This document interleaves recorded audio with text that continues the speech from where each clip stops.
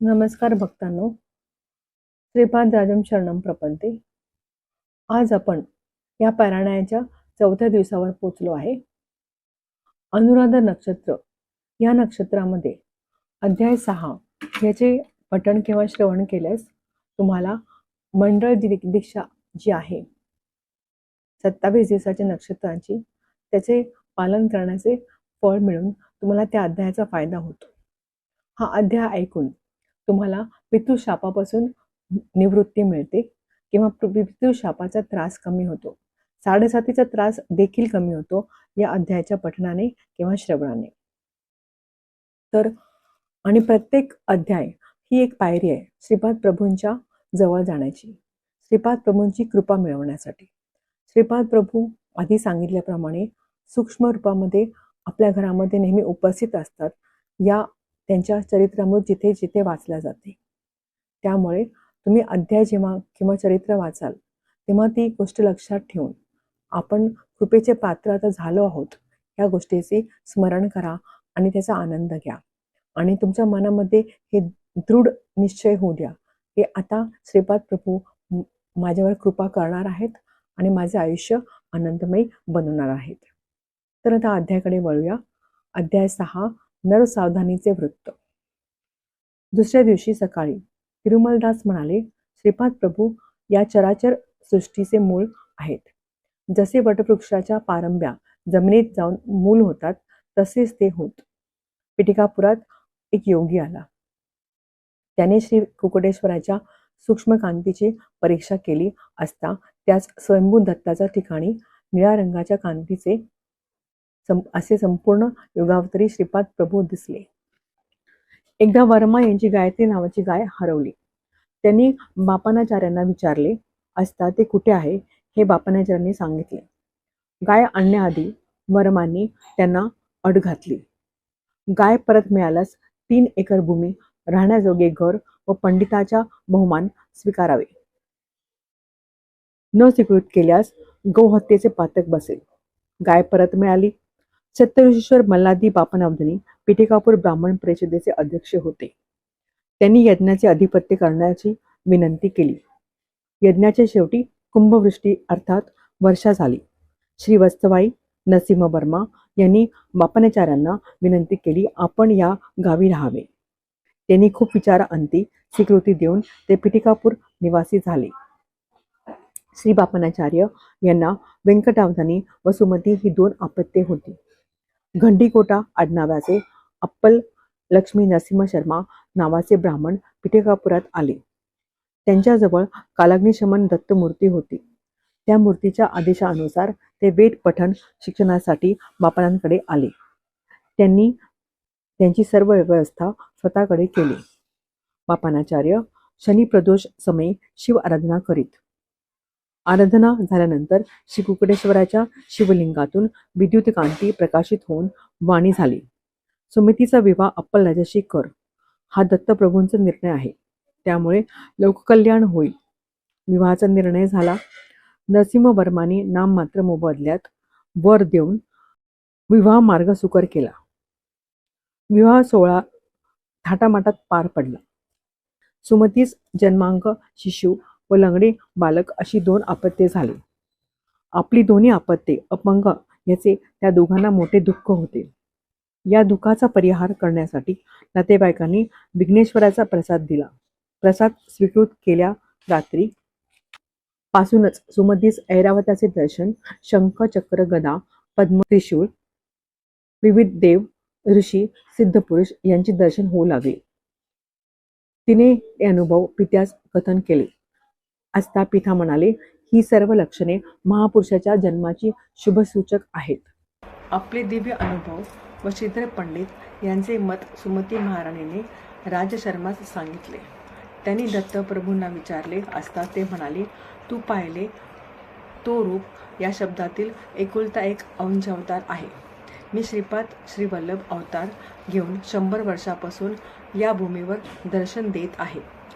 या अवतार समाप्तीनंतर नरसिंह सरस्वती या नावाने जन्म घेऊन गंधर्व नगरीत लीला करून कर्दळी वनात 300 वर्ष समाधीत राहून नंतर स्वामी समर्थ या नावाने प्रज्ञापुरात निवास करून शनीचा मीनेस प्रवेश झाला की देहत्याग करीन. श्री प्रभूंचे हे वक्तव्य राजशर्माने पत्नीस कथन केले. बापनाचार्य म्हणाले, या जन्मात कोणत्याही रूपात प्रभू भोजन द्या असे विचारतील. तू पितृश्राद्धाचा दिवस असला तरी कसलाही विचार न करता ब्राह्मण जेवणाआधी श्री दत्ताने भोजन विचारले तर जरूर वाढावे. महालय अमावस्येच्या दिवशी घरासमोर भवती भिक्षांदेही असा आवाज ऐकून सुमतीने भिक्षा घातली.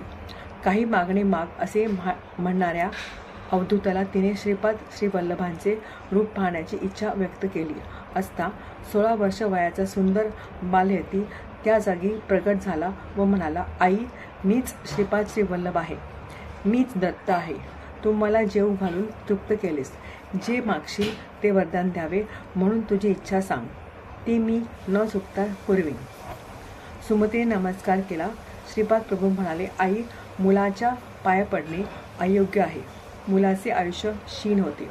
तेव्हा सुमती म्हणाली, श्री वल्लभ प्रभू, तुम्ही आई म्हणून बोलावलेत, ही वाक्य सिद्ध करावे. तू माझा मुलगा म्हणून जन्मास यावे. श्री प्रभूंना तथास्तु असं आशीर्वाद दिला. मी श्रीपाद श्रीवल्लभ या रूपाने तुझ्या गर्भात येईन. आईने मुलाच्या पाय पडल्याने मुलाचे आयुष्य क्षीणावते. धर्मकर्मसूत्राच्या मी उलट जात नाही. मी 16 वर्षापर्यंत पुत्ररूपाने जीवन व्यतीत करीन. आपल्या इच्छांचे दडपण न लागल्यास बाध्य करून बंधने घालू नये. तसे केल्यास मी घरात राहणार नाही असे सांगून ते अदृश्य झाले. घडलेला हा सर्व वृत्तांत तिने आपल्या पतीस कथन केला. अप्पलराजांच्या घरी अवधूत आले. ही वार्ता सगळ्या गावात पसरली. महालय अमावस्येच्या दिवशी ब्राह्मण जेवायच्या आधी अवधूतास भिक्षा दिली ह्या विषयाची चर्चा झाली. श्रीपाद श्रीवल्लभांचा जन्म होणार हे सगळेच म्हणतात. अवधूतांना नमस्कार करणे विहितच आहे. त्यामध्ये सुमतीचा काही दोष नाही. पुत्ररूपाने जन्मल्यावर त्याला साष्टांग नमस्कार केल्यास बालकाचे आयुष्य क्षीण होते, परंतु अवधूत वेशात असताना साष्टांग नमस्कार करणे चूक नाही. इतक्यात शंकर भट म्हणालो, महाराज, श्रीपाद प्रभूंच्या लीला विस्तारपूर्वक सांगून मला धन्य करावे.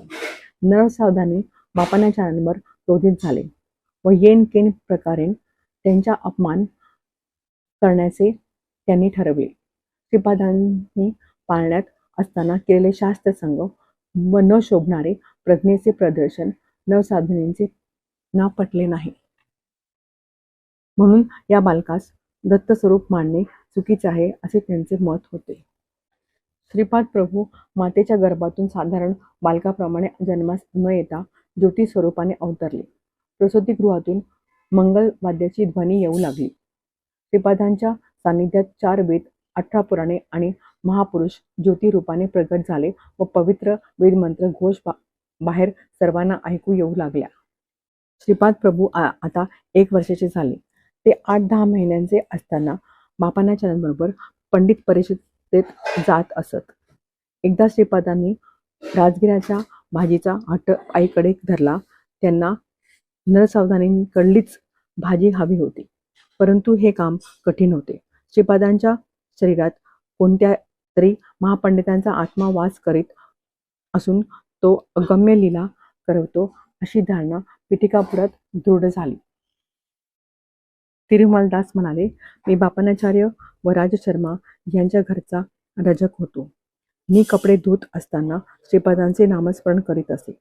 ते कपडे नरसावधानीने ज्यावेळी घातले त्यावेळी त्यांना त्रास झाला. त्यांनी माझ्याबद्दल तक्रार केली, परंतु न्यायाधीशाने मला निर्दोष सोडून दिले. थोड्या वेळातच श्रीपाद प्रभू 16 वर्षांच्या यतीच्या रूपात आमच्या घरी आले. मला दिव्य अनुभूती देऊन प्रभू अंतर्धान पावले. श्रीपाद प्रभू नरसावधानीकडे भाजीसाठी गेल्यानंतर ते भाजी देतील ही गोष्ट अशक्य वाटत होती. नरसावधानी ओसरीवर बसले होते. त्यांची शिखा पाठीवर रुळत होती. श्रीपादांनी त्यांना नमस्कार करताच त्यांची शिखा गळून पडली.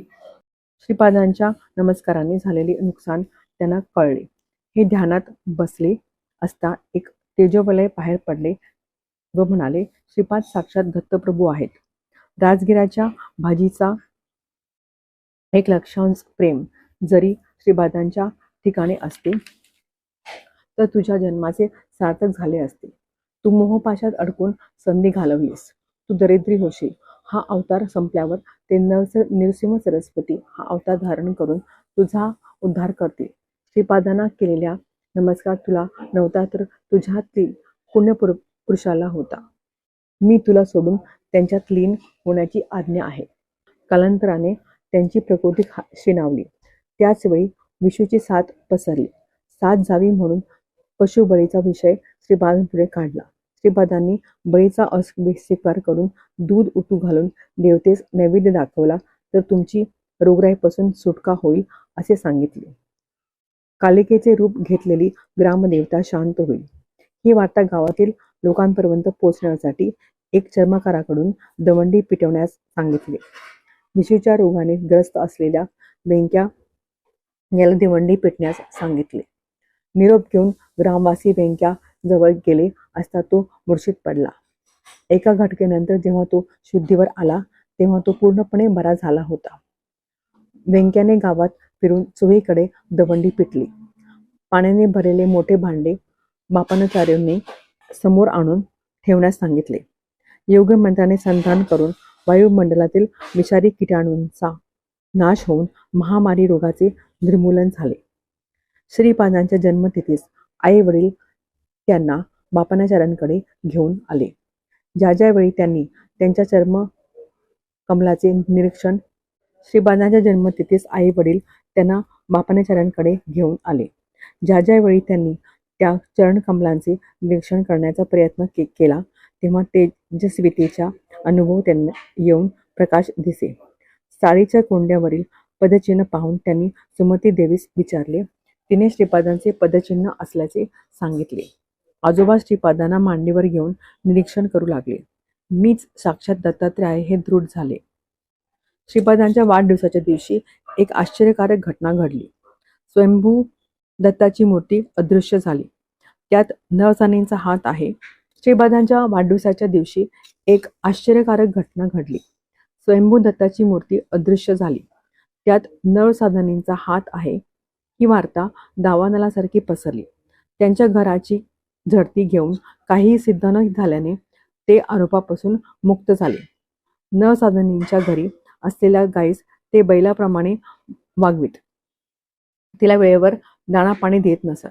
श्राद्धाच्या दिवशी तांत्रिकाने त्या गायीत शुद्र शक्तीचे आवाहन केले असता तिने कोणासही न जुमानता घरात जाऊन अन्न व वडे खाऊन टाकले.